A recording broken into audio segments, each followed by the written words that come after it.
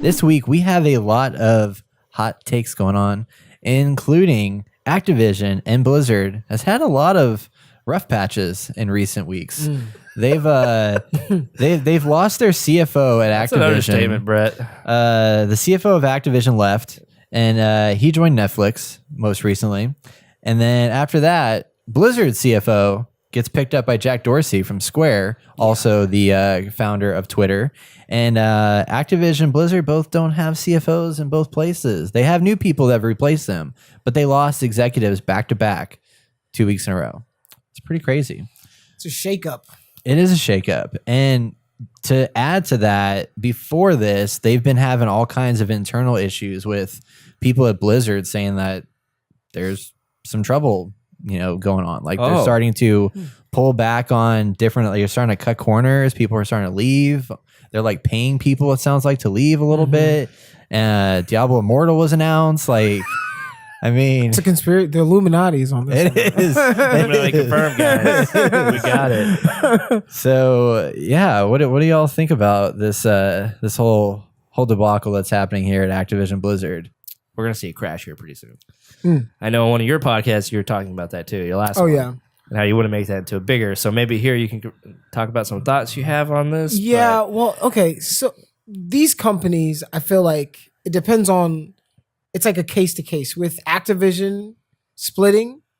That's a good, because I feel like Bungie, they have their name back. They have their IP back. They left with their IP. So that's a win. If you're a Destiny fan, if you're a Halo fan, I'm a Halo fan. I'm a Halo dork, For me, it's like, yes, they're in control again. Because every time I think about Activision with company, like Infinity War, think about how that went down. Terrible. Call of Duty has never been the same. No. It hasn't been the same since then. I'm glad you agree with that, because some people disagree with that statement. I'm like, Call of Duty is garbage now. Yeah, it's so bad. I'm sorry. Halo's garbage now.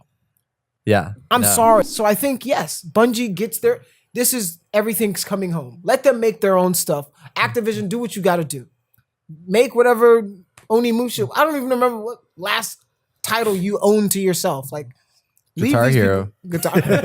So what do you call when a company starts going bad? Is it liquid or is it toxic? Or liquidation is when they sell off all the assets and stuff like that. Well, I feel like people coming into the gaming industry now, like we're seeing right here in this article, is that they're coming in and, for whatever reason, I don't know why, but, I feel like they're seeing what's going on. They're seeing the decline in stocks, which people obviously look at and try to gauge the future from. They're like, maybe this isn't a good idea. Maybe I need to go somewhere else where something's more stable. And with tech and with gaming industry stock all dropping and having negative consumer backlash on the constant now. It's like for the past 4 months, it's been nothing but just bad news after bad news, bad content, bad PR. Yeah. And so people are like, I don't want to be part of this. And I don't want to maybe these companies are thinking we need to start giving up some of these IPs because we need to go under. Like, we just need to stop this. And that's crazy. Yeah, that's crazy in a world where Disney's buying everything, right? Yeah, that's true. Like, isn't that crazy? Like, gaming industry is like just busting out at the seams because they don't know what to do with all the, But Disney out here just acquiring. They're acquiring Star Wars. They're acquiring Life. They're acquiring your mom. They're acquiring everybody. Mom? Mom is owned by Disney now. All your story now costs $39.99 to listen to. It's crazy.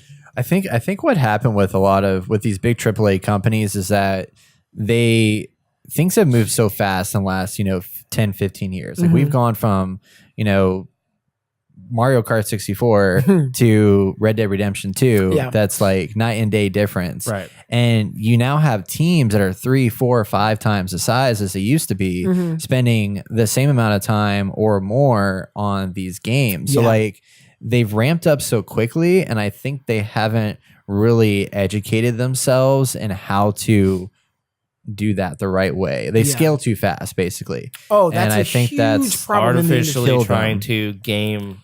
Okay, it's because in a gaming world, studio heads, when it comes to like how they think about their finances and fiscally, they're thinking, all right, my game is going to make this, and then you try to project, if my game sells 1 million copies, this is how much revenue I'm going to get.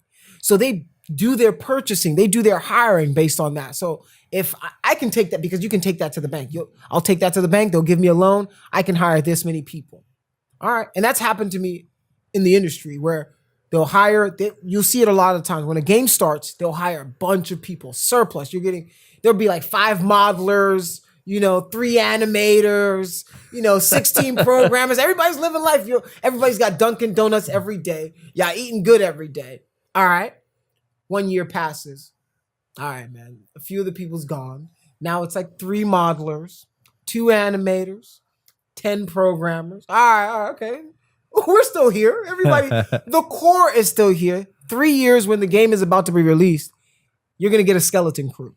You're going to get 1 modeler to do, 1 animator, 3 programmers, So they scale back as because the needs of these people just die out throughout the cycle. So like me, I'm a modeler. So I'll be on the project for maybe 3-4 months, I'll do my models, model texture, do everything, and then I'm done.